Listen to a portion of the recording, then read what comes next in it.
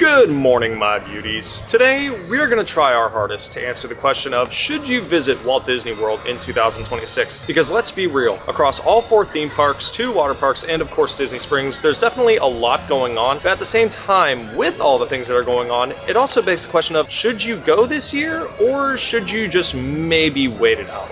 Now, normally for a vlog like this, you would want to start over at Magic Kingdom, but given that Hollywood Studios is and has been my favorite Disney park for years now, even with how busy it is, I figured, hey, why not start here? And while it's definitely going to be busy today, we definitely picked a good day to come out here because look at how nice it is outside. It does, however, say there is a slight chance of rain later today, but I don't think that's really going to stop us. Now, when you think of Disney's Hollywood Studios, you of course think of, Hollywood and the rides that come with it. Now, when it comes to Tower of Terror, it is a ride that I would happily consider an absolute classic because, one, obviously the Twilight Zone, everyone knows what the Twilight Zone is, but in terms of the ride itself, you just can't go wrong with it. Now, while in my opinion, Guardians of the Galaxy Mission Breakout over at Disney's California Adventure is a little bit better, I know I'm probably going to get a lot of hate for that, but just hear me out for a second when I say that that ride, in terms of the tech, in terms of all, the set pieces, all that jazz, it just looks a little bit visually better. But if we're talking strictly nostalgia, then yeah, Tower of Terror here is much better. However, if there is a ride at Disney's Hollywood Studios that needs to be talked about, it is of course Rock and Roller Coaster, and what is possibly one of the most controversial refurbs of all time. And it's definitely not for the reasons that most people would think. For those who don't know, Rock and Roller Coaster is getting refurbished to feature the Muppets instead of Aerosmith now. The reason why this is happening is because Aerosmith is officially retired, even though they did make a new song with Youngblood a couple months ago, which is actually a pretty good song, definitely check it out. But because they are no longer performing, there's really no need to keep them around at the parks. And as much as Steven Tyler himself loves this ride, from a business perspective, as sad as it sounds, there's just no point in keeping it around.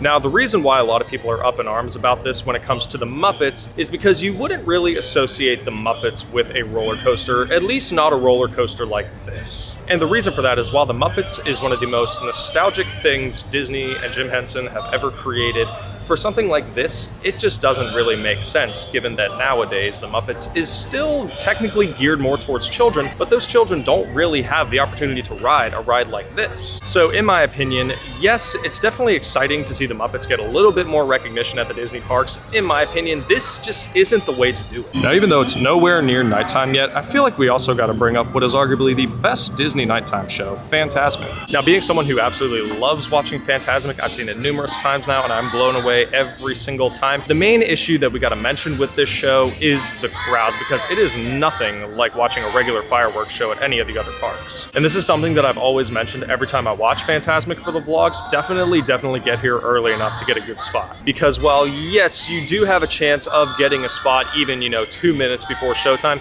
it can get a little bit claustrophobic. However, I will mention Fantasmic over at Disneyland because we did get the chance to see it when we were there in 2024. Unfortunately, I ended up losing that portion of the vlog, but I will say there are some parts of that version that are better, whereas there are some parts of this version that are better, so it's kind of neck and neck. So if you might be worried about which version to prioritize, just don't bother. Now, if we want to cover more, controversial hot takes when it comes to the Disney parks, Mickey and Minnie's Runaway Railway. Now, while it is definitely, I wouldn't necessarily say one of my favorite rides, but more or less just a ride that I tend to frequent a lot of the times when I'm here, the biggest thing is that while yes, Mickey and Minnie absolutely needed their own ride, however, it should have been in its own space and not in a spot that, a lot of people grew to love. And while I might not necessarily be the biggest nostalgia freak, especially when it comes to the Great Movie Ride, I only started going on it in 2017, literally months before it closed. The biggest thing with that ride in comparison to every other ride at Walt Disney World, it absolutely encompassed, emboldened the entire idea of Hollywood. So again, while Mickey and Minnie's Runaway Railway is definitely a great ride, at least in my opinion it is. I know a lot of the kids love it. I mean, heck, my wife even loves it, which is fantastic for me. I just think they should have just built it in its own little structure. Now, if you guys remember how we were talking about the Muppets earlier, well, let's move over to the former Muppet Courtyard and talk about the new Monsters, Inc. construction. While it definitely replaced an area that wasn't really used that much, at the same time, there's definitely room for expansion at this park, so they could have just added their own expansion path for it. However, think about this for a minute, okay? Think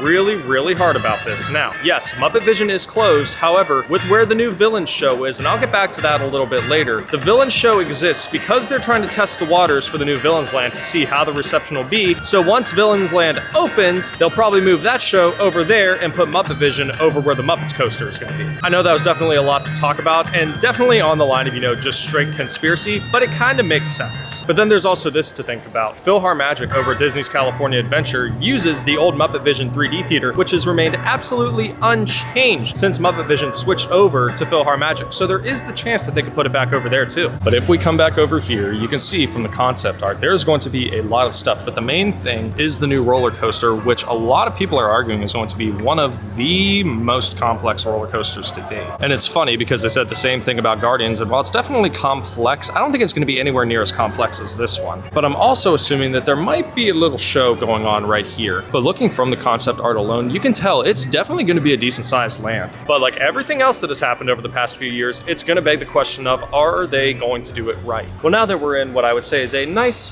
quiet little spot, let's talk about what many would consider to be Disney's greatest theme park project to date, and that is of course Star Wars Galaxy's Edge. Now, being someone who is very lucky to get to visit Galaxy's Edge during annual pass holder previews back in 2019, this land still continues to amaze me over 6 years later. From the sets to the effects to the characters to the experiences in general, this is what many people would consider to be Disney's greatest theme park land. I mean, let's just start with the elephant in the room, and that is of course Rise of the Resistance, one of Disney's greatest rides to date and one of my personal favorites. From riding it the first time in 2019, I was absolutely blown away. From the effects to all the set pieces, everything that ride has to offer absolutely blew my mind. However, that doesn't mean that it won't come with its share of problems, and boy does this ride have a few. And the two biggest ones being the canon and of course A-Mode Kylo Ren. Now, if you've seen some of my original POVs from 2019 up until COVID, you'll remember the cannons used to move back and forth. However, they are completely stationary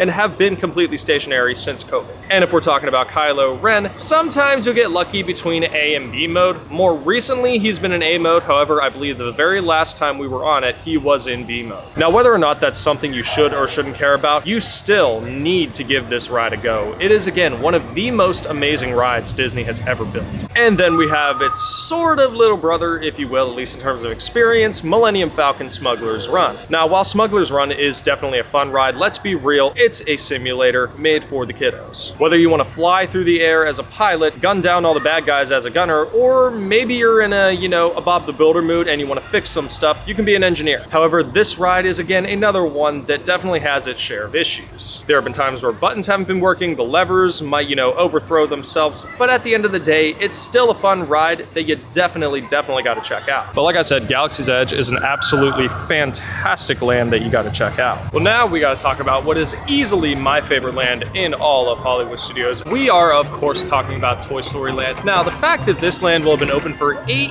years come June is already astounding enough as it is. However, there are a couple issues with this land, and the main one has to do with, its signature ride. Now, it's not necessarily anything bad, but it's something you need to look out for if you plan on checking it out. And I am, of course, talking about Slinky Dog Dash. Now, while as much as I love this ride, it is the one ride at Walt Disney World that I never, ever recommend going on if it is a high wait time. However, I did kind of debunk that in one of my latest Hollywood Studios vlogs within the last couple of months, where I think it was posting 75 and we waited about 45. However, that could change depending on the year, and this time especially, it's definitely going to be its posted wait time. Another ride that we got to talk about, and a ride that I feel brings out the more competitive side of most people, is Toy Story Mania. Now, as someone who has been going on this ride since it opened, I love this ride, I love everything about it. However, it is in major need of a refurb, and as a sort of, avid gamer myself, I would say the mechanics of this ride are severely lacking in terms of modern day technology, hence why it needs a refurb. The screens can sometimes lag, the pulleys can sometimes, not register or,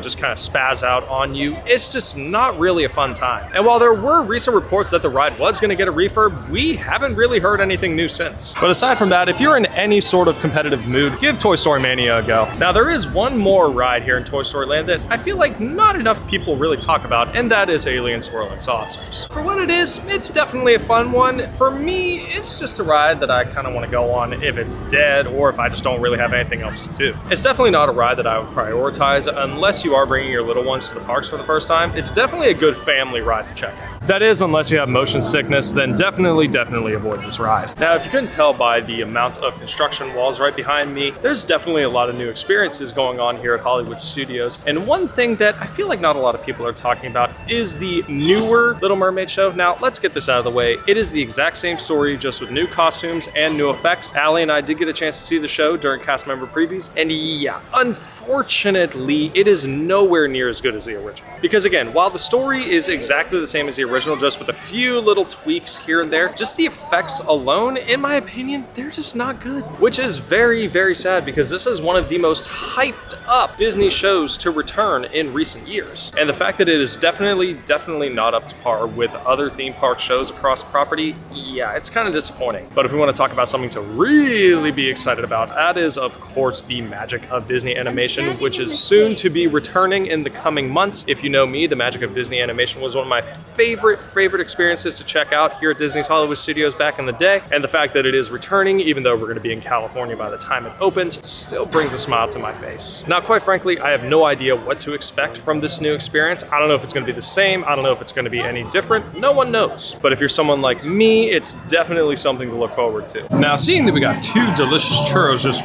waiting to be devoured, I think you know what we're going to talk about next. And that, of course, being well, food. Now, when it comes to Disney food, it's definitely been interesting over the last couple of years. I mean, take for instance where I'm sitting right now, the ABC commissary. What used to be one of my favorite Disney quick services has now become one of my least favorite. And the main reason for that is simply because the food, not necessarily say has gone down a hill, but the type of food that they serve is just kind of eh. Like really the only thing that I liked from ABC commissary after the refresh was, I believe it was the buffalo chicken mac and cheese sandwich or something like that. And while it was definitely good, I would not get it again. So because of that, there's only really two restaurants I tend to frequent here at Hollywood Studios, and I'm talking Backlot Express and Docking Bay 7. But let's talk about Backlot for just a minute, because the Backlot is, in my opinion, the safest Disney quick service to check out because it has all your basic stuff. It has your burgers, your chicken, your salads, nothing too crazy, but it's still really good. Whereas Docking Bay 7 over at Galaxy's Edge is a place that I would say check out if you're feeling a little more risky, if you will. Not to say that the food isn't necessarily unique,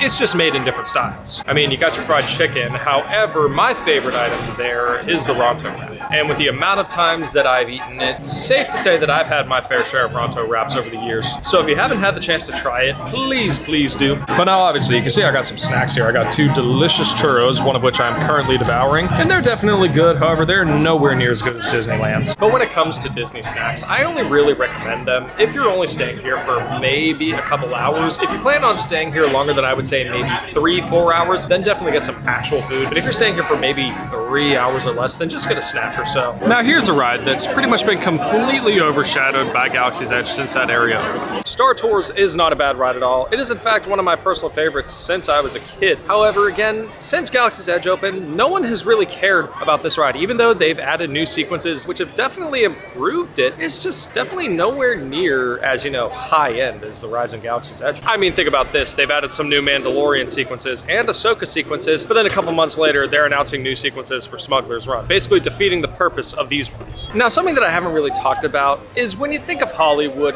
you think of entertainment, you think of TV, movies, and film. And while theater is, you know, something that's more or less reserved for New York City. However, Hollywood Studios is in no form of shortage when it comes to entertainment. Now, you got 3 major shows going on here. You have the Indiana Jones Epic Stunt Spectacular, you have the Frozen Sing-Along, and you have the Beauty and the Beast show. Now, I've seen all 3 of these shows numerous times, all of which are fantastic. However, if I had to choose a favorite, it would definitely be Frozen. And I've said this in past vlogs before, I feel like with my sense of humor, it kind of makes sense. Now, the way I like to execute these shows is if I have a day where I'm not trying to do anything in particular and I have some free time, then I'll definitely sit down for some of these shows. However, like I've said for everything that I've talked about, if you haven't checked them out, then obviously check them out. And of course, if you have little ones who love Frozen, then they're gonna love the Frozen show. But if you're more of a nostalgia freak like myself, you'll definitely enjoy Indiana Jones. And then the Beauty and the Beast show is literally just the Broadway version brought down to Disney World scale. Now, that's not to say that we haven't lost out on any entertainment over the years. In fact, I would say the biggest piece of entertainment that we lost since COVID were the citizens of Hollywood. They were, in mine as well as basically everyone else's opinion, some of the best forms of entertainment you could find at any theme park. Really just any sort of free roaming entertainment, whether it was, you know, acts or characters, what have have you. Just free roaming entertainment in general is definitely something that Disney has been lacking here in Orlando. However, with how busy these crowds can get, it's just not really possible. And that's why you tend to see a lot of free roaming entertainment over at Disneyland, because while yes, they can definitely get busy, at the same time, they know how to time things, I would say, more correctly than they could over here. Because as you can see, walking down Sunset Boulevard, it looks pretty busy. Now, you know, something that I actually haven't gotten to in this vlog is the merch. Okay, this looks to be a new tagline, the most magical day ever. Looks like we got some stuff on a shirt here. Ooh. Okay, those graphics are actually really nice, very colorful. You also got it on a nice little sweater right here. I really like that graphic. Nice little road trip to the Magic Kingdom. I also got a blanket right here, and it's probably way too small for my liking. Let's see, 50 by 60, yeah. Way too small. Now, Disney has definitely been on a roll in the last few years with their merch. Check this out right here. This is, I believe, the third iteration of the Winnie the Pooh sweaters. Allie has the first iteration from 2024, but we're now on the third one. So obviously, P for Piglet, but then you also got P for Pooh. However, I am not seeing T for Tigger or E for Eeyore. And with villains going on over by Rock and Roller Coaster, you got a whole bunch of villains merch. This one, ooh, this shirt's actually really soft. And you have a villain spirit jersey as well. As you can see, the lettering is basically all the villains. Really cool. And then you have the official Villains Unfairly Ever After shirt right here, which I still have yet to get for some reason. There's also a newer Fantasmic shirt. This one is really nice. Shirt is a little thicker than I would like it to be, but that graphic is incredible. Then you have this Sorcerer Mickey shirt right here. And by the way, they do have a Disneyland version, which I still regret not getting. Now, something that should be mentioned is that the regular adult t-shirts have since gone up in price. Now, normally they'd be about $29.99 each, but now it's $29.99 each if you buy two, and the regular price is about $33. So yeah, about a $4 or $5 price hike. Now, you remember how I said that the villain show was made really to test the waters of the new Villains Land coming to Magic Kingdom? I do believe that is true, because here's the thing, Villains Unfairly Ever After, it is definitely a good show. It doesn't really feel like it has a place here at Hollywood Studios, aside from the fact that it is a stage show, but other than that, this show would definitely fit better over at Magic Kingdom, and that's kind of what I'm expecting them to do when that new land opens. So as you can see, while Hollywood Studios is the smallest Walt Disney World park, there's definitely a lot of fun stuff to do around these parks. However, we're just getting started, so we're gonna move on to the next park. Alrighty, my beauties, next up we of course have Epcot. The reason I'm making this second in comparison to, say, maybe Animal Kingdom is because this one is going to be a lot. A lot of stuff usually happens here at Epcot, which is why you see a lot of content creators, much like myself and Allie here, a lot of the time. I mean, take for instance, you have Festival of the Arts going on, which in my opinion is the most underrated of the Epcot festivals, and also Allie's favorite. It is also quite the beautiful day to be here. Unlike earlier when we were at Hollywood Studios, and I will mention, it got super windy when I left. And normally when we're not checking out World Celebration, we're checking out the merch over at Creation Shop. And if you remember the new Disney line that I showed y'all over at Studios, check this out. He's got a nap. He's so cute. He's so cute. Just from the looks of it, they got a bunch of new stuff. But if you're looking for the special event merch, and in this case, the festival merch, you're gonna find it here on the back side. And Allie already found ears. And how much are they? Probably way too expensive. $45. Yep, way too expensive. And right here you have the Festival of the Arts pass holder shirt. Hey, this is cute too. Got Festival of the Arts, got Figment on it, which is always adorable. And right here you have a nice little Figment Loungefly and what's in my opinion a pretty creepy shirt. Because it's the animatronic, not the character. But check this out though. That's so cute. It's so cute. Look. Ooh, Spirit jersey? I like the color. Ooh, that's pretty. That's really pretty. I like that a lot. And we also have it in t-shirt form. Oh, that's cute. That's adorable. And this looks to be another Loungefly for the festival. And it's a convertible. So you can change it from a backpack to a little crossbody. The baby convertible? The baby convertible. It's kind of cute though. But the thing with Creation Shop is that I like to say, if you're looking for any kind of Disney merch, you're gonna find it in here. Now, while this isn't something that I normally tend to do when I visit Epcot, most people will tend to venture off to World Discovery first thing, and that's for good reason. Now, if there's one ride in all of Walt Disney World that deserves every bit of popularity, it is Guardians of the Galaxy Cosmic Rewind. Rewind. Now, both of us have had the opportunity to visit this ride numerous times since even before it opened. In fact, I was one of the first people to get to go on it during previews where you could film if you want to check out that vlog. We love this ride. I love this ride especially. I had the opportunity to work here for a little bit, which, while it wasn't the best time, you know, I would still consider it to be a memorable time because, you know, still working at Disney. However, in recent times, Disney did drop the virtual queue for this ride, and since then, the wait time has been, you know, a little bit questionable. I mean, hot take, the virtual queue for this ride was better.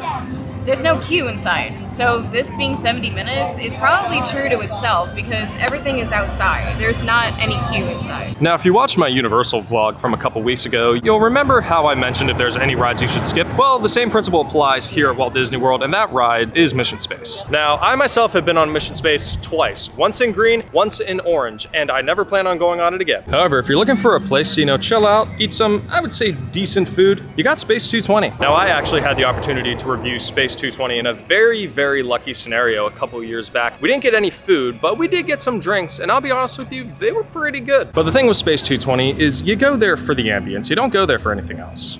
Having fun?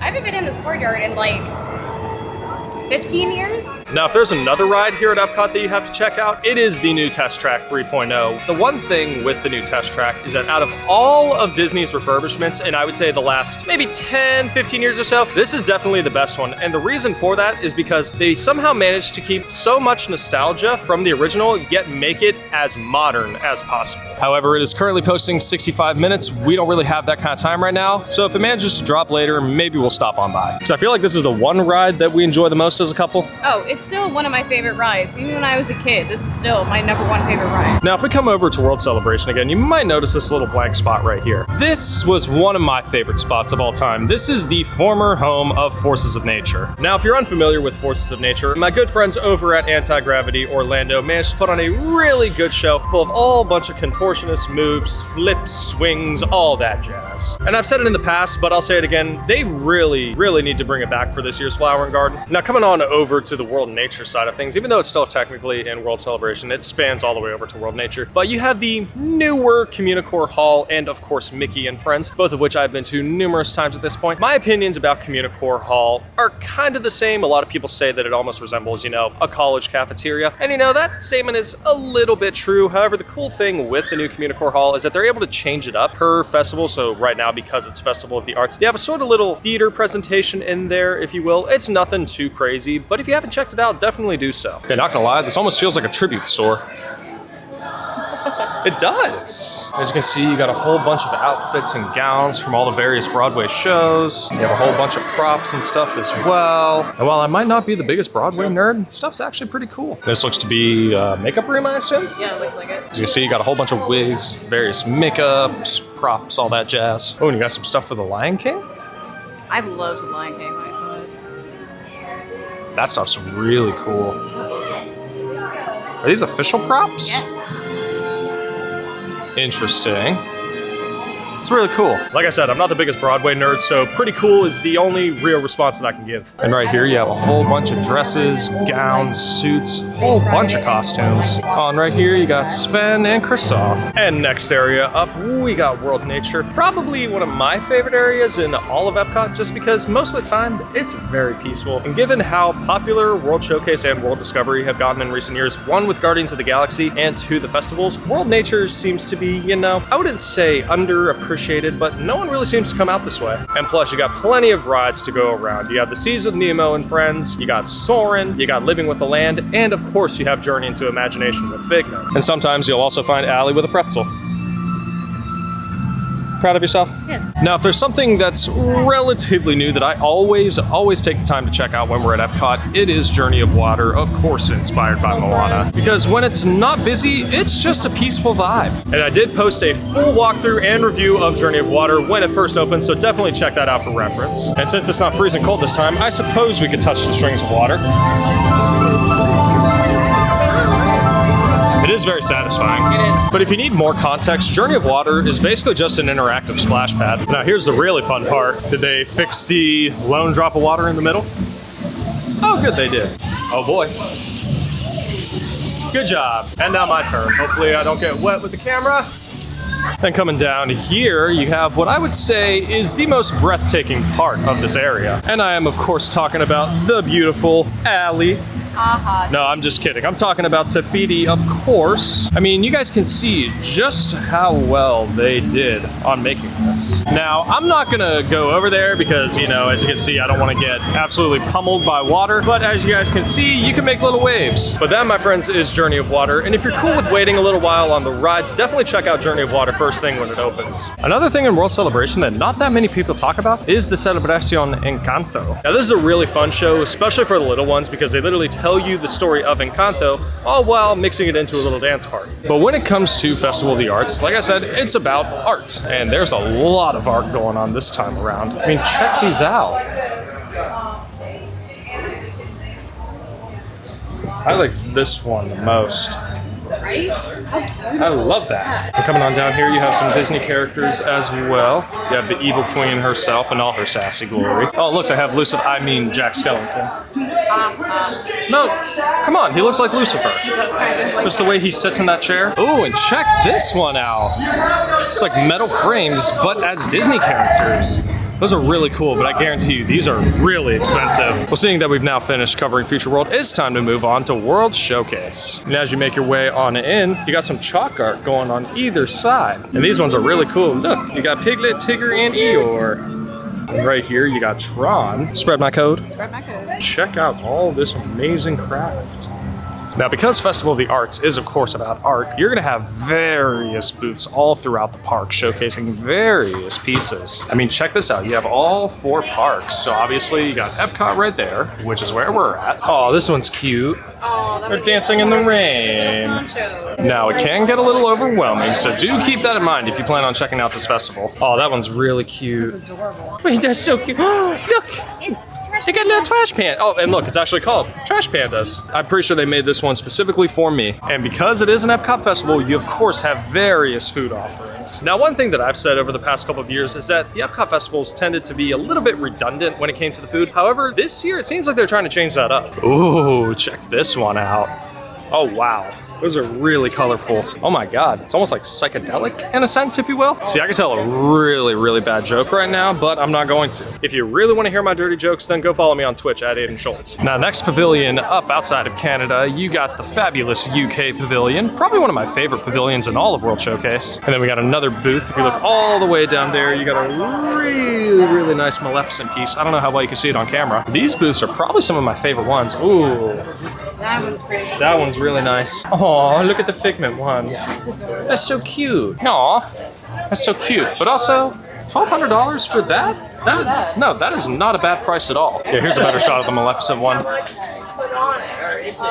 minimum is... And coming down through International Gateway, you have the beautiful France Pavilion. And if you know me personally, you know why I resonate so well with this pavilion. And that reason is right up here. It sounds like rat and patootie. Rat patootie, which does not sound delicious. So for context, I used to work at Remy's Ratatouille Adventure. Fun time, definitely a fun time. Still miss it, even though it's been, this year will mark 4 years, which, oh my God, it's so crazy. Now, because Ratatouille is one of the most popular rides at Walt Disney World, period, it doesn't really need any sort of introduction. All you really need to know is that it is a trackless dark ride, much like Rise of the Resistance and Mickey and Minnie's Runaway Railway. But this one is, of course, based on Ratatouille. However, they recently switched it over to a 2D experience, which is absolutely fantastic. It looks so much better now that it's in 60 frames instead of 24. But like I said, 4 years later, and I still miss this place. And coming on down to the Morocco Pavilion, we got yet another booth. As you can see, you got a whole bunch of ride posters. Okay, the Tron one is actually kind of cute. I like it, it's cute. Wally and Eve. So cute. Aww, that's so cute. Aww, the Mickey and Minnie one, and look, eat Chubby. Look at that one. That's really cute. That's so cute. That's adorable. Now, even though Morocco is one of the more aesthetically pleasing pavilions, it has unfortunately become one of the most neglected pavilions since COVID. Now, this pavilion was especially known for its food offerings. However, those food offerings have since depleted over the past couple of years. years, which is again rather sad. Now we're making our way on into what I would say is Allie's favorite pavilion, the Japan Pavilion. Now, of course, whenever you visit the Japan Pavilion, you gotta check out Mitsukoshi, or as I like to say, the greatest shop on Disney property. And if you like any kind of anime, this shop is your shop. I mean, look at this. You got Kirby. You got Sleepy Kirby on the star. And then more recently, they've added Pinky from Pac-Man. Coming down here, you have a nice little Studio Ghibli section. I mean, look at that. You got Totoro up there.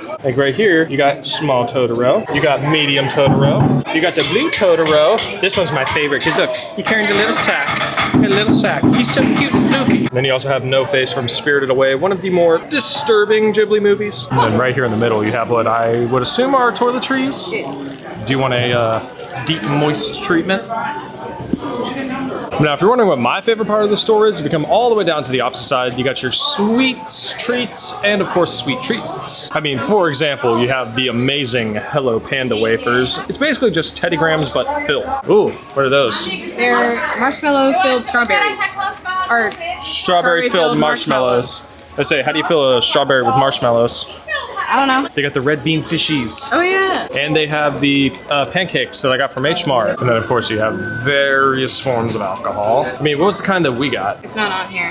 They don't have it here anymore? No. Did we have these at the wedding? We did. We had the peach and the lemon. I didn't try either one. Oh my god, and look, it's mochi. Wow. But not mochi. No. Even then, this mochi is really good. But if you're in the mood for some sweet treats, definitely check out this side of Mitsukoshi. Next pavilion up is the American Adventure, where you'll actually find quite a few things to do, whether it's theater or even music when the amphitheater isn't blocked by this little shack. But my favorite thing about the American Adventure is the Regal Eagle Smokehouse just down the way. Now, I've been to Regal Eagle since it opened, and I've been talking about it for quite a few years now. If you're in the mood for some of the best French fries in the game, this is the place to go. But if you're like me and you love all your sweet treats, because again, we love sweet treats around these parts, the banana pudding with the little Nilla wafers, oh, it's the best. But it seems like I've since triggered Allie's appetite by saying French fries. You did. You said French fries, so now I want French fries. And now you have what is naturally my favorite pavilion, the Italy Pavilion. And while there might not necessarily be a whole lot to do, it's just a fun place to walk around. And plus, you have another art booth. Aw, Look at that. that's so cute. They're so cute. Oh, look at this one. Oh, it's cute. That's so cute. Oh, wow. These pieces are huge. Okay, this one's really, really nice. And next up you have the beautiful Germany Pavilion. I would say it's the foodie pavilion, if you will, especially if you're again into sweet treats. You have the you have the caramel coochie. That's what I call it. And Allie always judges me when I call it that. No, it's when you say, what is it? When you say the pound cake thing that I can't remember the name of it right now. The pound cake? Kuchen. But no, if you like anything caramel, this is the place to go. And then if you're lucky to come during a festival, you have the opportunity to snack on some pretty decent food. I mean, I haven't even showed y'all what they have this time around. So over here in Germany, you have the red wine braised beef short rib and the black forest cake. And right up here, you have the beautiful China Pavilion. And what is home to one of Allie's favorite shows. But in all seriousness, there's just so much detail to go around in this pavilion. It's honestly really beautiful, but not as beautiful as you. No. And then right down there, you have one of my favorite shops, the House of Good Fortune. And whether or not you know me personally, the reason why that's one of my favorite shops is because they sell Rubik's Cubes. And with 2 pavilions to go, we got what I would say is the most popular pavilion, the Norway Pavilion. And while I feel most of you should know the reason why, I'm gonna tell you anyways. It's because of Frozen Ever After. Now, while Frozen Ever After is definitely a popular ride, I would still say that it's, still a pretty good ride. I mean, it's literally just your standard boat ride that also goes over the story of Frozen. And then finally, you have a pavilion that a lot of people say should be the first pavilion you check out. However, I believe otherwise, and that is for good reason. But I am, of course, talking about the beautiful, beautiful, deliciously smelling Mexico Pavilion. Because, I mean, let's be real, the food here is absolutely busting. Phenomenal. Now, this is the part of the vlog where I'm going to speak to the adults, i.e. the parents. If you are planning on visiting Epcot to get drunk, do not, I repeat, do not start in the Mexico Pavilion. Unless you plan on getting trashed 5 minutes in, it's just not worth it. Because while the margaritas over here are absolutely fantastic, again, just give it a little while. Make these your last ones. It's a nice little prize at the end. But now that we've checked out all the pavilions, we can kind of sidetrack a little bit and focus a little bit more on the festival with the Odyssey. And since it is Festival of the Arts time, we got Figment's Inspiration Station. And there's definitely definitely, you know, decent bit of stuff going on in here. Now, even though you probably can't see the menu, and I do apologize about that, these are a lot of sweet treats. You got the Artist Bucket, which is the newer, you know, updated popcorn bucket from 2022. You got the Fantasy Cake, the popcorn chicken and waffles, and the Color Scheme Cake. And it looks like we're gonna pop a squat in here. Yep. You okay? You need to sit. All right, first question. Okay. So, why do you want to be my wife? I already am your wife. I don't know, making it sound like an interview. What makes you worthy of holding the title as my wife? You also forget that we'll have been together for 2 years in April. And hopefully, you know, we'll be in California by that time, so we can celebrate our anniversary over there. Either way, we'll be celebrating our wedding anniversary in California, so it's not a huge deal. Now, as we make our way out of Epcot, you probably noticed that I missed a certain ride, and I did that for a good reason. Now, here's the thing with Spaceship Earth. Yes, it's a good ride, but most people tend to make it their first ride of the day, and the reason they do that is because, of course, it's the first ride you see, but because of that, it tends to have quite a long wait time. But if you wait, you know, give it a couple hours until at least, you know, 4 or 5 p.m., it starts to drop drastically. Like right now, it's posting 10 minutes, and that's, you know, it's about right if I do say so myself. But because we're getting hungry, yeah, we're gonna head out and get some food. Well, that, my beauties, is Epcot. Great park, lots of stuff to do, lots of delicious food to eat, I will say so myself. Alrighty, my beauties. Next up, we have Disney's Animal Kingdom, and I'll be honest with you, I definitely picked a terrible time to come out here because it is absolutely freezing. I mean, if you couldn't already tell by the fact that I'm wearing one of Allie's beanies, which thankfully she has a couple, otherwise, yeah, I would not be here today. But even then, I don't think the cold is stopping anyone this morning. Now, I am also trying something a little bit different with this portion, and that is to kind of change up the colors on the camera just to see if they look any different. Now, when it comes to Disney's Animal Kingdom, there's definitely a lot to do. However, those things to do are definitely a lot more spread out in comparison to the other parks. And that's definitely by design because obviously it gives you the opportunity to really take in all of the nature aspects that this park has to offer. Now, normally when I visit Disney's Animal Kingdom, I tend to come over here to see if the lemurs are out,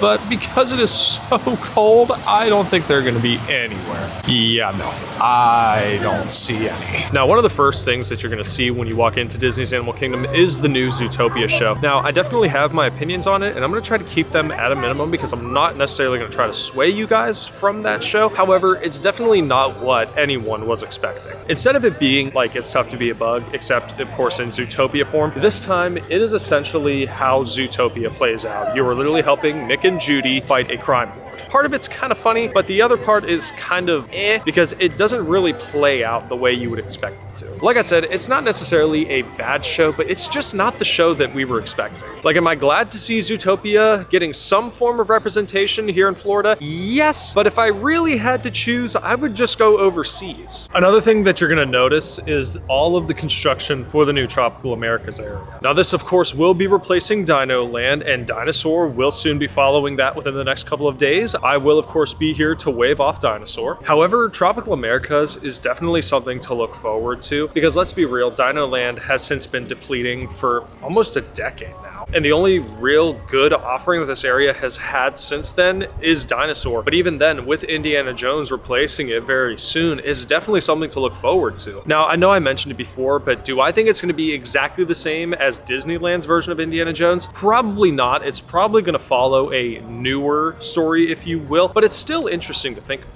Given how fast they're already starting to work on this stuff, yeah, it's safe to say this is going to be a fun one. Now, when it comes to Dinosaur, it's definitely one of the very, very few rides that have gotten the less controversial Disney acts over the years, and the main reason for that isn't because it's a bad ride. It's not a bad ride by any means. It definitely has a lot more mixed opinions than most others. For me, I like it. Allie, on the other hand, she isn't really the biggest fan of it, and the simple reason for that is the ride movement. Because unfortunately there are times when it can be a little bit jerkier than other times it can be a little less fortunate. However, there are times where it is a little bit better and a lot smoother. But that's not even the main reason. The main reason is because everyone compares it to Indiana Jones over at Disneyland. Everyone is very quick to say that Indiana Jones is better. Am I on that bandwagon? I wouldn't necessarily say yes because I haven't been on Indiana Jones enough times to say that that ride is definitely better. The storyline for Indiana Jones is better, but if we're talking, you know, pure nostalgia, humor, and comedy, I would probably go for Dinosaur. But like I said, it'll definitely be interesting to see how this new Indiana Jones ride goes in comparison to Disneyland. rides. Is it sad that this ride is leaving? Absolutely it is, but like I said, it's not, as controversial as some others. Now, when it comes to entertainment over at Disney's Animal Kingdom, you got two of what I would say are Disney's best shows in the game. The first one that we're already in front of is Finding Nemo, The Big Blue and Beyond, which has since been refreshed as of a couple of years ago, mainly to better the effects, some of the costumes and props, all that jazz. It just looks more aesthetically pleasing in comparison to the original. But this show is definitely a good one. It's a good way to get out of the sun, get out of the heat. When the heat exists on a day like this, I don't know how warm it would be in there, so I'm probably not going to take a chance. Over here, however, you have this massive lagoon, which has been home to quite a few shows over the last couple of years, all of which have not lasted. I mean, do I really need to tell you guys about Kite Tales? Rivers of Light, on the other hand, was a fantastic show and definitely should have stuck around, but Kite Tales, yeah, no. Now, it is of course no Aiden Schultz vlog without talking about roller coasters, and Expedition Everest is one of the quintessential Disney coasters. This ride has not only been a staple of Walt Disney World for years, but more importantly, a staple of my heart for years. Even though Guardians of the Galaxy is my favorite Disney roller coaster, Expedition Everest still has a place in my heart. Now, I would definitely consider this to be one of the most unique coasters ever made because it combines so many different elements. It contains lots of varying heights, of course, backwards motion, all while surprisingly having no inversions, but giving the feeling as if you are going upside down. Now, this one is definitely a fast one, but in my opinion, it's worth it, so definitely check it out. Just not when it's this cold, unless you want your face to freeze. Now, if there's one ride that I would highly suggest avoiding, especially on a day like this, is Kali River Rapids, and why it's open today, I have no idea. Now, don't get me wrong, it is a fun ride, especially if you go on a very hot day like I did, 3-4 years ago now, when it was almost 100 degrees? Yeah, probably one of the more refreshing rides that I've been on in recent times, but on a day like this, absolutely not. Now, a couple things that not that many people know about at Disney's Animal Kingdom are the jungle treks. You have two different ones. You have the Maharaja Jungle Trek and the Gorilla Falls Exploration Trail. Now, both of them are absolutely fantastic, even though I personally prefer Gorilla Falls because they just have a couple more animals that I personally prefer. I mean, if you know me, you know that meerkats are my favorite animal next to the lemurs. But the best way I can describe these trails is that they're just great ways to get out of the crowds for a little while.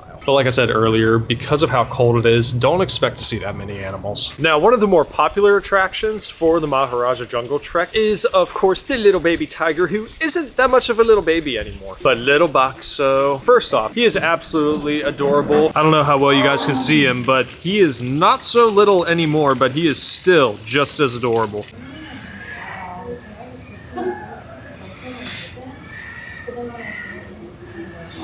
And we definitely picked a good time to come out here because this area is dead. Now, coming on into Africa, you have quite a few different offerings, with the staple being Kilimanjaro safaris. Now, being someone who's been going on Kilimanjaro safaris since I was very, very young, it's one of the very few things in life that you can experience but not have the same experience twice. Like, sure, you may see some of the same animals twice, however, their movements, the expressions, everything about it is not going to be the same. And given how I would say good a day it definitely is for the animals, you would definitely have a good chance. However, Kilimanjaro safaris tends to be very, very busy in the mornings, but almost always dead in the evenings. So definitely wait until then to check it out. And because we are still not in daylight savings time, if you wait a little bit later, you might have the chance to go on a decently nighttime safari. Another thing you have, and something that I talked about a little bit ago, is the Gorilla Falls Exploration Trail, my favorite walking trail of Disney's Animal Kingdom. Again, another one that I've been checking out for years now. Has a whole bunch of different animals, a bunch of different exhibits to check out. My personal favorite part is, of course, the meerkats. Meerkats are my favorite animals. You guys should know this by now. There's just a lot of stuff to do in this area. Now, because I haven't really talked about food in this vlog, the one restaurant that I always recommend checking out at Animal Kingdom, at least in terms of table service, is the Tusker House. Now, even though I haven't been to Tusker House in a couple of years, it's still one of my favorites, mainly because it's one of the very few table service restaurants where the food is almost always consistent. Like, even with the menu changes over the years, they've still managed to keep the quality as great as they possibly can. And plus, it's a buffet, so you can't go wrong. But if you guys remember how I was talking entertainment earlier, right here in Africa is where you will find what most people would consider the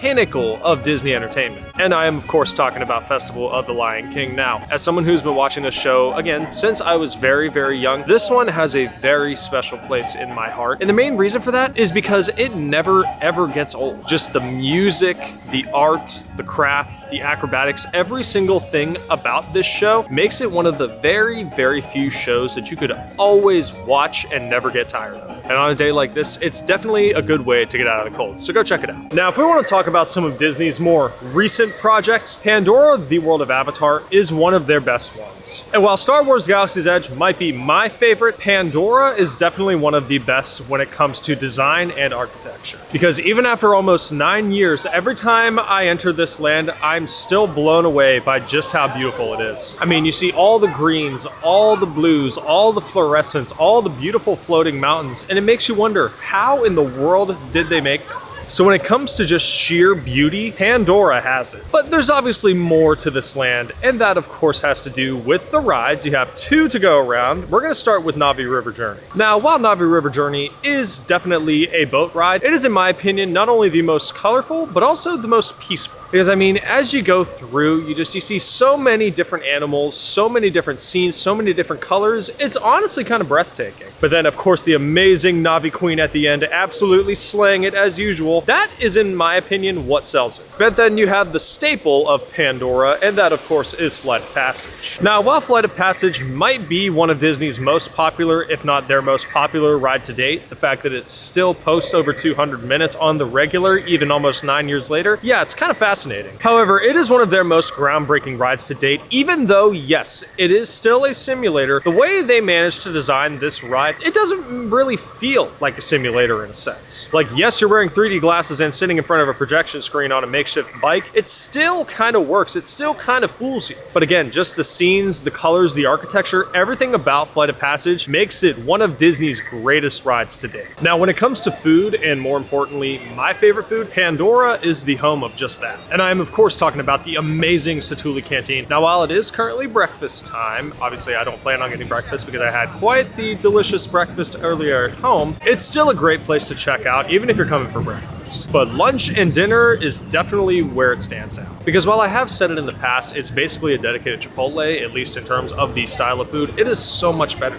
Like, from the very second you just take a big whiff of the grills, you know you're in for a real treat. Because this, in my opinion, is some of the most gourmet food on Disney property, to where, yes, it is technically a quick service, it feels like it's table service quality. But that is, of course, the catch, because this is Disney's most expensive quick service, and while I've said it time and time again, it is absolutely 110% worth it. That is something you need to consider. If you're okay with spending a little bit extra on quick service, by all means check it out, but if you're not, maybe consider other options. Another option that you might have if you're in a bit of an alcoholic mood is Pongu Pongu. And even though I might not be a drinker, I yearn for Pongu Pongu every single day of my life. But that's because of 2 things in particular, the Night Blossom and the Lumpia. Now, the Night Blossom, it's a dedicated slushie, but again, it is just so much more than that. And the Lumpia is basically a pineapple spring roll, but oh my god, it is absolutely fantastic. So at the end of the day, if you're looking for one of the most unique experiences on Disney property, Pandora, the World of Avatar, offers just that. Another thing that we gotta do before we head out is check out the merch. And walking into Island Mercantile, you got quite a bit to go around. Now, normally I would tell you guys that Animal Kingdom has some of the more unique merch and more or less, you know, animal themed, but this time I'm not really seeing that much. All I'm really seeing is merch themed around the Disney animals. I mean, you definitely got some cute Lion King merch. Aww. Okay, this might be the coolest Spirit jersey I've ever seen, but that graphic is so thick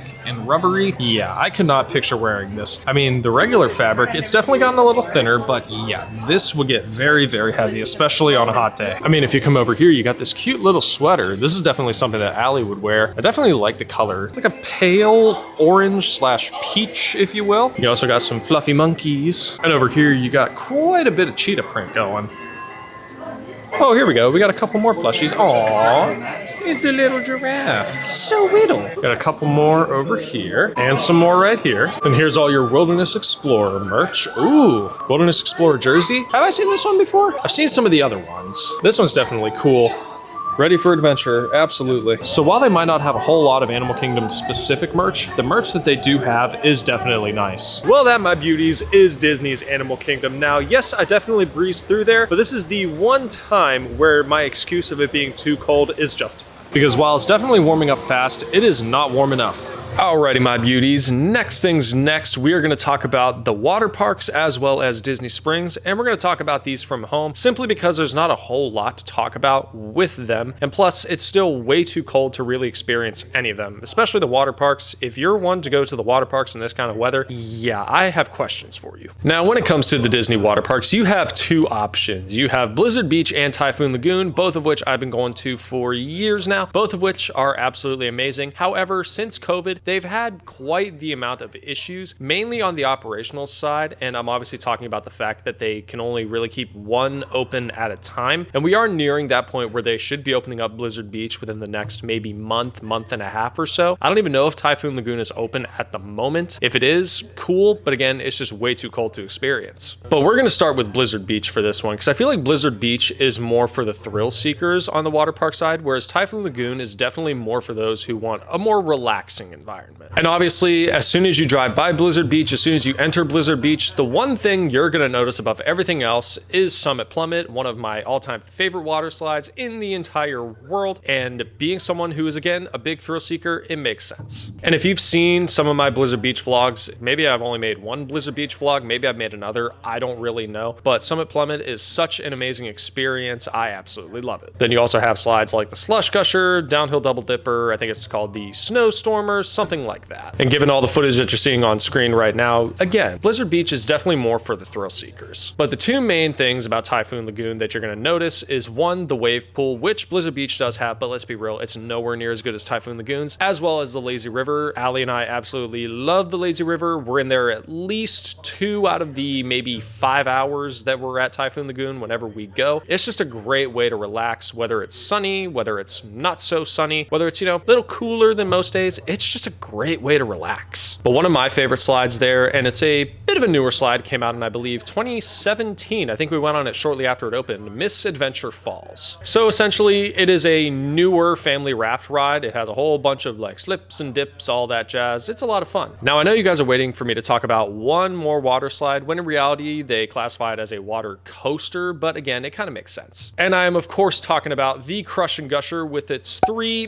sorta suspiciously named flumes, but that's besides the point. The thing about Crush and Gusher for me is that while you might not get as wet as you would on some of the other slides, just the speed that it provides for something like that is a lot of fun. And another thing that I mentioned, especially in the last Universal vlog when I talked about food, the Disney water parks also seem to follow the trend of having some of the better quick service food. But I'm not going to go too far in depth into all that because again, while yes, the Disney water parks are amazing, the operational side kind of makes it to where I wouldn't necessarily say it's worth going, but you definitely have to time it right. Because if you're going during what I would say is quiet season, obviously around this time, even though it's freezing cold, it's mostly going to be dead. But if you're going around the summertime, then yeah, it's going to be jam-packed. But the fun thing that they did in more recent times, and I did talk about it before as well with the annual passes, you can actually add on the water parks for $100, which I of course do. But they recently started doing just a water park seasonal pass, which funny enough, I actually have on my computer screen right now. We're looking at seasonal pass is just $89 plus tax. Now, I'll be completely honest, I can tell this specific pass is geared more towards cast members because unfortunately their blockout dates for the water parks are very, I wouldn't necessarily say atrocious because again, not that many people are going to go to the water parks every day. But if you're one of those people who loves going to the water parks almost every single day, especially in the summer, definitely look into it. And next up, we have Disney Springs. Now, I definitely haven't been going to Disney Springs as often as I used to, especially when I moved back. I went to Disney Springs every other day, especially when I had AMC A-List. I would go there almost every night to catch a movie, but now it's just, if there's something there that we want to do, if we just want to get out of the house, then yeah, we'll go over there, but it's not that often. The best way I can describe Disney Springs, and as harshly as it's going to sound, let's be real, it's a Disney-themed outlet mall. You have a whole bunch of fun stores here and there, both Disney-themed as well as some regular big-name stores. But not only that, but Disney Springs has some of the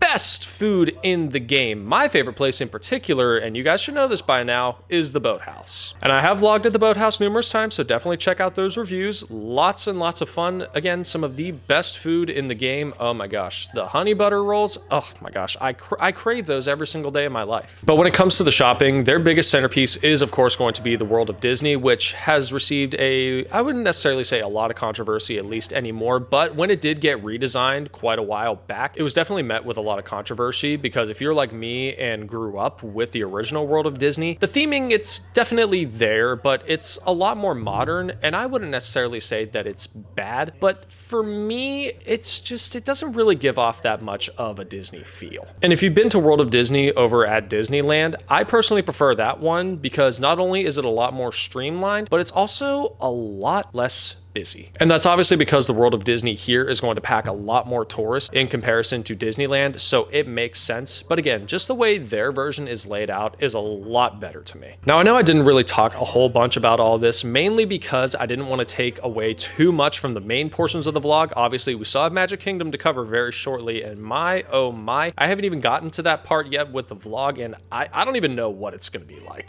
Alrighty, my beauties, to finally close things out, we are at the Magic Kingdom. There's a lot of stuff to talk about. This is probably going to take at least 20 to 30 minutes for you guys, probably about 2 to 3 hours for us. It is currently, oh, well, I have text on my screen, but if I had to assume, it's probably just about 5 o'clock. So we got, I would say, maybe 2-3 hours to get out of here before fireworks. But I also waited on purpose because I wanted Allie to be here. Now, when you walk into the Magic Kingdom, you're immediately greeted by quite a bit. Obviously, we're walking down Main Street, USA. There's a lot to cover. One of the first things that you're going to see is the Mickey Mouse meet and greet over in Town Square Theater. Now, I've met Mickey numerous times in the Town Square Theater, one of my favorite meet and greets on property, not just because it's Mickey Mouse, but because it's a fun time. Another thing that you're going to find as you walk down is lots of shopping. And obviously the main form of shopping you're going to find here at Magic Kingdom is the Emporium, which we will be going in later tonight, so don't you worry about that. But the one thing you're going to notice about Magic Kingdom in comparison to every other Disney park here in Central Florida is the crowds, and today is absolutely no different. Another thing that you've probably already noticed about today is that it is loads nicer in comparison to the other 3 parks, which is also why I've been holding off on visiting Magic Kingdom for the end of the vlog, because if you watch the Animal Kingdom portion and if you watch the Dinosaur Last Day vlog, yeah, it's been very cold. But right now it's about 70 degrees and it is beautiful. Now, obviously, the first thing that you're going to notice as you walk down Main Street is the beautiful Cinderella Castle. If you've seen some of the news floating by, you may or may not know that Cinderella Castle is actually getting repainted to its original colors. Now, if you're wondering why there's a lot of people up here at the castle, it is because we're about to get ready for Mickey's Magical Friendship Fair. Now, this is another show that I've been watching over the years. It's kind of been refurbished, and I mean kind of in a very vague manner. They basically just, you know, renamed it a little bit after COVID, but it's a really fun show. You got a bunch of different characters from Mickey and Friends to Tangled to Frozen, Princess and the Frog, all that jazz. It's a really fun show. Definitely check it out. Now, if you watch the vlogs on a regular basis, you'll know we normally tend to go through Adventureland first, but I think this time we're going to start in Tomorrowland. Now, Tomorrowland does tend to be one of the busier lands in Magic Kingdom, mainly because it has some of the most popular rides on property, and I'll show you guys that in a minute. Now, one of the first attractions-ish that you're going to notice is the People Mover, one of our favorite rides here at Magic Kingdom, one of the most relaxing rides on property. Now, I've been going on the People Mover ever since I was a little kid. I love it every single time, but for me, and I know most people will agree, again, it's one of those rides you go on if you want to relax and do nothing else. Now, if you take a look at the construction walls here, you might notice something. I'm, of course, talking about right here to infinity and beyond. But behind these construction walls houses Buzz Lightyear's Space Ranger Spin, or what'll be the newish Buzz Lightyear Space Ranger Spin. Now, the thing with Buzz Lightyear, and I talked about this in the last vlog between Indiana Jones and Dinosaur, a lot of people tend to compare this version to Disneyland's, and let's be real, Disneyland's is better because theirs is definitely a lot more updated, a lot more modern in terms of the technology that they use. So they are essentially bringing all of that tech over here, and it's really, really exciting. Now, they're saying it's going to open in the spring. Hopefully we'll be here when it opens, because this is something that I'm very excited about, but if not, it's no biggie. We'll have Disneyland's. And then over here, where it is unfortunately very, very sunny, although the tan is definitely coming in quite nice, we got the Carousel of Progress, one of the most nostalgic rides on Disney property. The name basically speaks for itself. It talks about progress through the years, and it's a lot of fun. And much like the People Mover, this is another attraction that you want to check out if you want to relax, or if you like the nostalgia of Carousel of Progress that much. Again, no one's stopping you, but if you're really in the mood to, you know, just kick back, relax, maybe even take a nap, definitely check this one out. Now, just like every other park, Magic Kingdom, of course, has its one. If there's a ride that you should probably skip, it is definitely the Astro Orbiter. Now, I'm not saying that the Astro Orbiter is bad by any means, because it is not. A lot of people are going to say that, you know, it's just like Dumbo, or it's just like the Magic Carpets, which I'll get into in a little bit. Yeah, no, it is much faster. It's a lot more, what would you say, anxiety inducing. If you suffer from motion sickness, maybe don't go on this one. Now, if we want to talk more about some of Disney's, I would say older yet premier attractions, Space Mountain is definitely one of them. Now, I definitely went on Space Mountain a lot when I was younger, but nowadays I don't really go on it, mainly because, well, one, it gets way too long, and two, me being too tall, I stress way too much about possibly whacking my head on one of the beams. And if you're tall like me, you know exactly what I'm talking about. So at this point, I think I'll stick with Disneyland. Now, if we want to talk about one of Disney's newest and most popular attractions, Tron Light Cycle Run is one of those attractions. Since 2023, we've been very lucky enough to have one of Shanghai Disney's most popular attractions make its way over here to Walt Disney World. And again, that's in the form of Tron Light Cycle Run. This roller coaster has a lot of controversy behind it, mainly in terms of the length. Yes, I will admit this is one of Disney's shortest roller coasters. However, it is definitely one of the most fun. I mean, let's be real, the clips that you're seeing on screen kind of speak for themselves. And if you can't hear the amount of screams in front of us,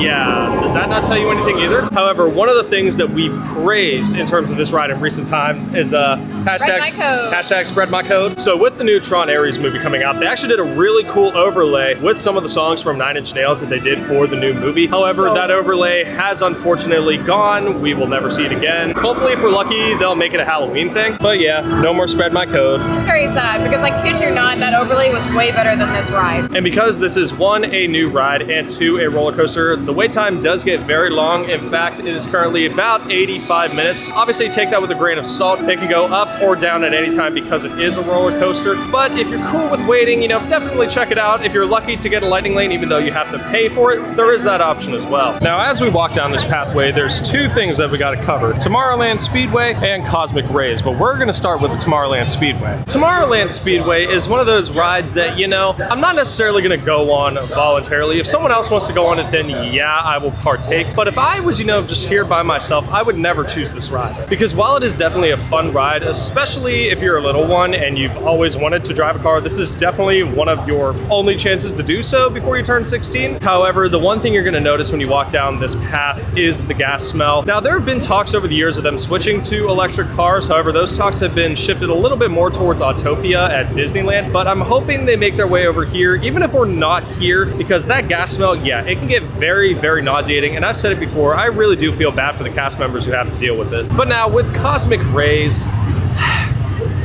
it's one of those quick services that has kind of given me mixed opinions over the years. When I was younger, we would always go to Cosmic Rays every single time we would visit the Magic Kingdom because it was easy. It was your basic quick service. It had all the basic quick service meals. Whereas nowadays, you know, they've tried to fancy it up a little bit, but unfortunately, they're not really doing the best job. I mean, let's take the last time we went there. Allie got, I think it was like a truffle burger or something that she said it was really good. I got a honey mustard chicken sandwich, which actually had the truffle aioli from her burger on mine. So they gave me the completely wrong sauce. And thankfully I was able to go up and get a refire on mine and get a brand new one, which was great. But at the same time, you know, I can already tell that it's not really consistent. And for that, I just kind of feel bad. Now, I'm not necessarily saying that you shouldn't go to Cosmic Rays, but I will admit there are definitely better quick services here at Magic Kingdom. But again, if you just like your basic stuff, Cosmic Rays is obviously the best option. Now, as we make our way into Fantasyland, you are going to find the Mad Tea Party. The thing with the Mad Tea Party, it is a fun ride. I absolutely love the Mad Tea Party, even though I haven't been on it since maybe pre-COVID. I don't know. It's been quite a few years. However, for a guy like me, obviously, I'm getting older as time goes by. Obviously, my body reacts differently to things like this, and I'm sure it's going to be the same thing if I were to go on this ride now in comparison to 5-6 years ago. But essentially, you were sitting in a cup, you spin said cup and try not to get dizzy. But let's be real, me being the humorous kind of guy that I am going to try to spin it as fast as humanly possible, thus getting way too dizzy. Whereas for this woman, yeah, you couldn't even pay her to go on it. Nope. Now we're gonna head to the very back of Fantasyland and check out Storybook Circus, a land that has been here for a little over a decade now. Now the main thing that you're gonna find here in Storybook Circus is of course Dumbo, and you know, Dumbo. But the way they've done this is actually quite genius. So the one on the right is going to be for standby, and the one on the left is gonna be for Lightning Lane. Now if we're talking childhood over here at Walt Disney World, you gotta talk about the Barnstormer. Now while I will be honest, I grew up with the Barnstormer when this area was Toontown, so that's where my memories kind of lay with this. However, nothing has changed about this ride except for a little bit of the theming. It's the exact same coaster, exact same layout. None of that has changed, just a different story. But man, oh man, even to this day, being 25 years old, going on 26, 2026 in August. I just can't get enough of this ride. Now walking down this way, you're gonna find quite a few splash pads, which actually aren't on, probably because, you know, the freezing cold froze the pipes. Now here's something that was a little bit unexpected. This is gonna be the next part that I showed you guys, but this right here is Pete's Silly Shide Show. Really sideshow? Pete's Silly Show. Oh. No, I'm just kidding though. Pete's Silly Sideshow. Now this meet and greet building is where you can meet Donald, Goofy, Minnie, and Daisy, but unfortunately it looks like this building is closed for some refurbishments. Never actually heard anything about this area closing, so that's why I'm a little bit surprised. Now if we're talking about merch, one of my favorite shops to come to the Magic Kingdom is the Big Top Souvenirs. And that's mainly because, one, they sell most of the same merch that you'll find anywhere else, but also it's a lot less busy in comparison to the Emporium. But also, they got candy. Ooh, what's that? Are those Skittles? Oh. Do you want Chipotle or do you want sugar? Yes. No. The answer is yes.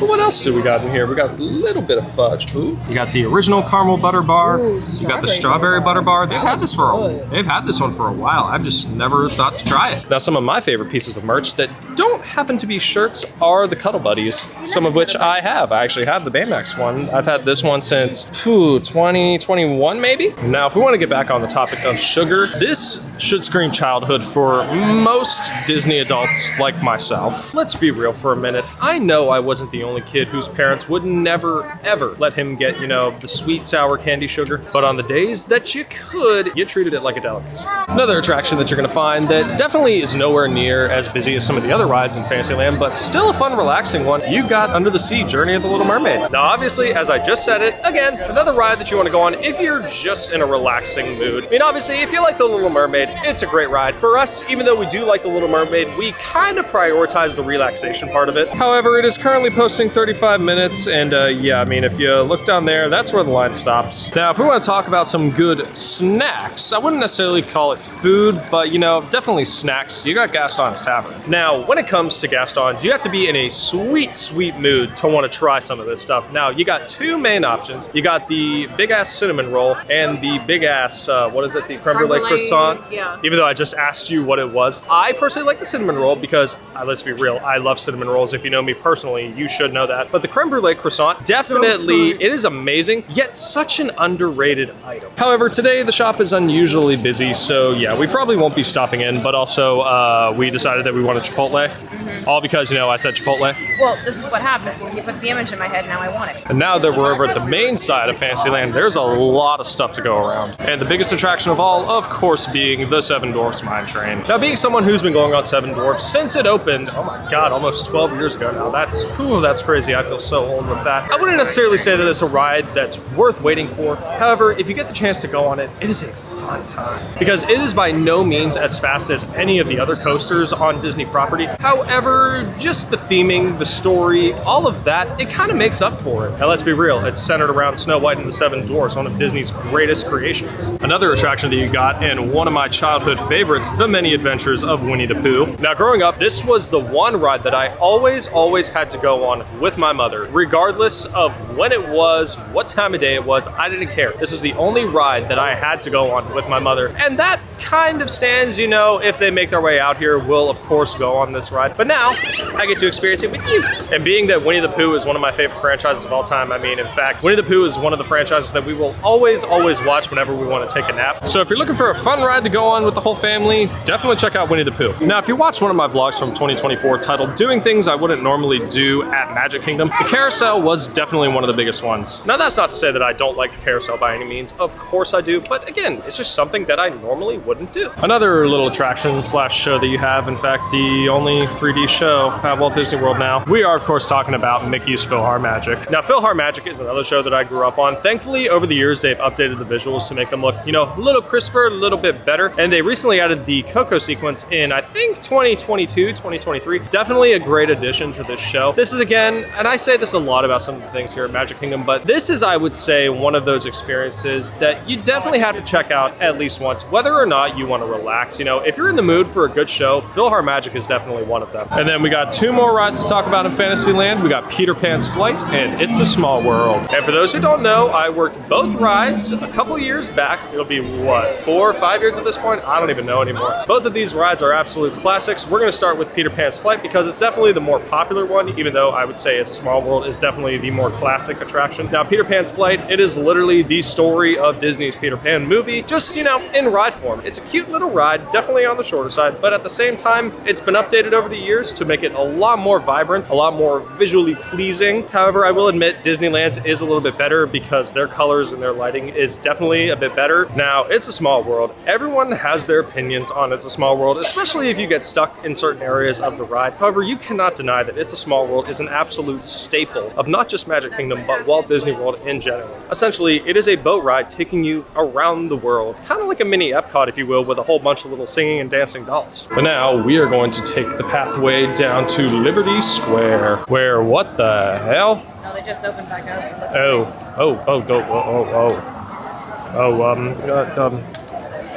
Okay, we're going to talk about Haunted Mansion for a minute. All right, simply put, Haunted Mansion is literally Haunted Mansion. There's no other way to describe it. I've filmed it numerous times over the years. I absolutely love it. However, it looks like the ride did just go back up. That's why everyone is starting to swarm. So, yeah, we're probably going to avoid it for quite a while. However, if we want to talk about Disneyland's version, especially the Haunted Mansion Holiday, yeah, you know how we roll with that one. But as you can see, it looks like they're redoing parts of the building. I would assume to kind of make it blend in with probably the Villains Land. Now, if you haven't noticed, the plentiful construction walls, there is a lot to talk about over here. Now, the last time I actually talked about this stuff was what, after D23 in 2024? So it's definitely been a while, but we got 2 new lands to talk about, at least what there is to talk about so far. We got the new Cars Land and the new Villains Land. Now, I kind of skimmed over Villains Land in the Hollywood Studios portion, but we're gonna go a little bit more in depth this time. Now, looking at the concept art for Villains Land, you can tell it is going to be huge. But also, total side note, even though I'm more of a Heroes guy, the villains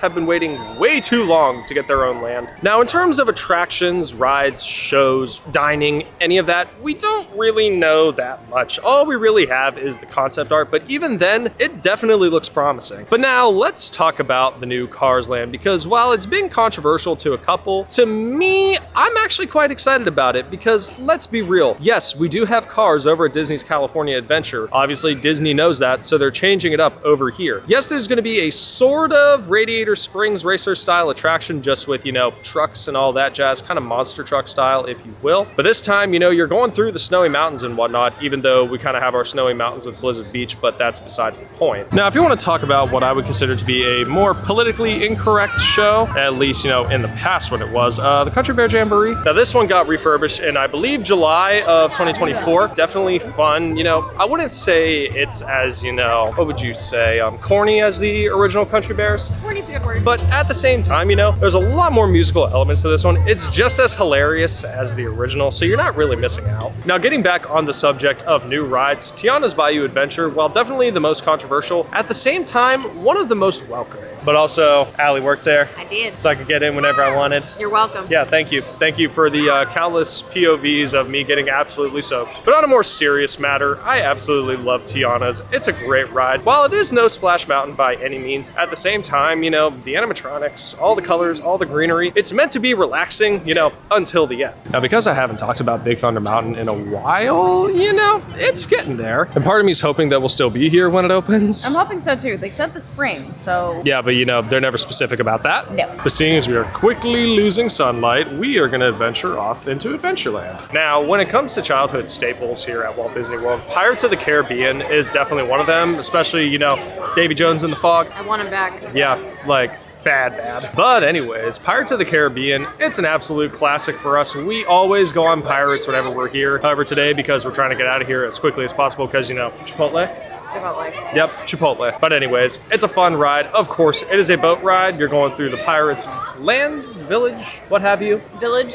Yeah, Village is a good word. village is definitely a better word for that. Like I said, it's a classic. You just can't beat it. But the one thing you will notice about Adventureland in comparison to every other land is that it gets busy. And that's not necessarily to say because the rides tend to get very long. It's just because the walkways are very short and narrow. Another classic attraction that you'll find both here and at Disneyland, much like Pirates of the Caribbean, is the Jungle Cruise. Now, the Jungle Cruise, in my opinion, is the most humorous ride on Walt Disney World property. Hence why I tend to say that I feel like I would make an excellent Jungle Cruise skipper. But essentially, you are literally taking a boat ride through the jungle, seeing all the animals, seeing all the artifacts, all while your skipper tells a whole bunch of terrible dad jokes. And if you know me personally, you know how much I praise Skipper Tej from 2023. Tej, if you happen to be watching, please come back and entertain us some more. Now, another Adventureland classic that we have that most people don't really pay attention to is the Enchanted Tiki Room. Essentially, it's a whole bunch of little tropical birds and parrots singing a couple of cute little songs. It's a lot of fun. But in all seriousness, most of the time, this show is almost always empty, even though, it looks busy on the inside, but let's be real, no one ever thinks to go in here. Now, here's an attraction that we don't really ever go on, and it's not for the reasons that you're thinking. Now, when it comes to the flying carpets of Aladdin, I'm gonna be honest, it's a fun ride, much like Dumbo, kind of like the Astro Orbiter, obviously just much slower than that, kind of like Dumbo. However, the issue that I find with this ride, and I honestly thought they fixed it a little while back, it has been squeaking quite a bit, much like an old rickety bed, but unfortunately, it doesn't really look like they fixed it, or at least that fix was only mildly temporary, and it's now back. But it's a fun ride to go on with the little ones, so if you need something for the little ones to do, flying carpets is one of them. Now, you remember how we said we were going to talk about the Emporium earlier in the vlog? Well, we're going to head in through the back entrance, through Casey's Corner, another great quick service. However, I would never voluntarily choose Casey's Corner because it's just hot dogs, corn dogs, all the sort of ballpark jazz, but at the same time, it's still good. But walking past all that, here is the Emporium, at least some of it. Now, the Emporium does tend to get really, really busy,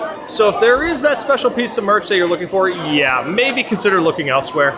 As you can see, we got plushies galore. There's so many cute ones. Oh, and look, here's some Easter ones. You got Easter Mickey and Easter Minnie. Aw, she's a little bun bun. Oh? What? It's a Corsicle. Oh? It's one of the locking ones, so it doesn't leak. Okay. Why, do you want it? Not now. Oh my god, look, babe.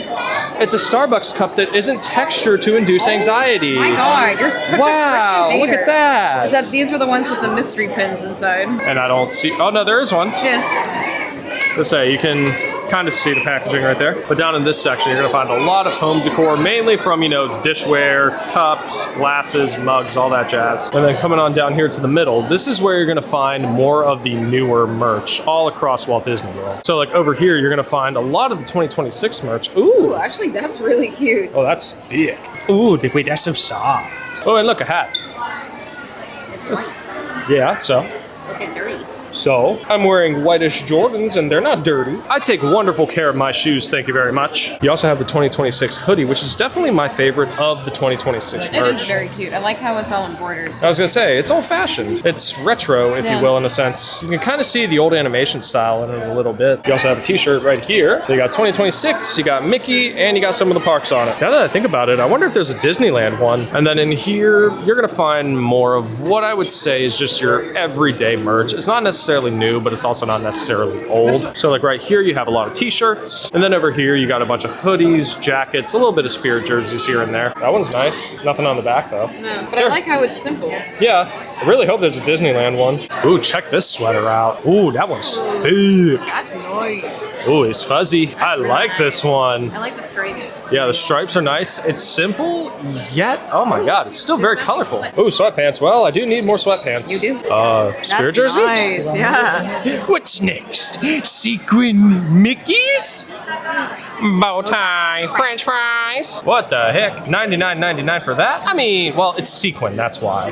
So while even though the Emporium is definitely the staple when it comes to, Walt Disney World merchandise shops, it does tend to get very busy, as you guys saw. So if you're kind of in a pinch, I would recommend checking out either Creation Shop at Epcot, or if you're lucky enough to get to Disney Springs on a quiet day, World of Disney is definitely a good option. But if we head down across the way, you're gonna find my favorite shop, obviously because you got a lot of sweets, treats, and sweet treats, the confectionery. But unfortunately, it is, can't really tell how busy it is from the window.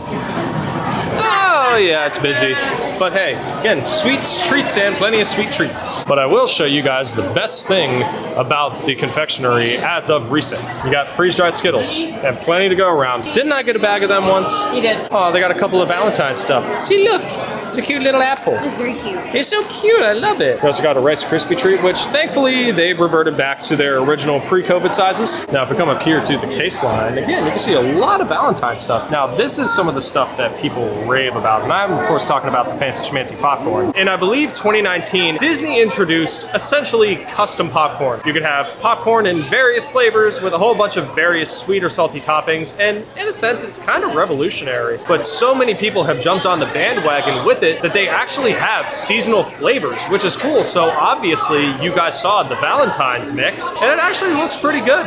Well, my beauties, seeing that we are now basically back at the entrance, obviously you can tell that we're about to head out, and surprisingly enough, we covered basically everything. Except for riding the rides. Yeah, but even then, I showed you guys plenty of POVs from the past, so it kind of makes up for it. But I will say, I really, really do hope you guys enjoyed this vlog. I know it was one of the longer vlogs that I've made in recent times, but again, we covered so much from all 4 parks, the water parks, a little bit of Disney Springs here and there. But you know what? I will say, this is one of the most fun vlogs I've ever made. Definitely the most highly produced vlog I've ever made, period, but still one of the most fun ones. So now at this point, we just got to figure out what else to do until we move to California. So with all that out of the way, we do this every single week. So make sure you like, subscribe, share, and ring that bell. Take care of yourselves, and we will see y'all next time. Bye.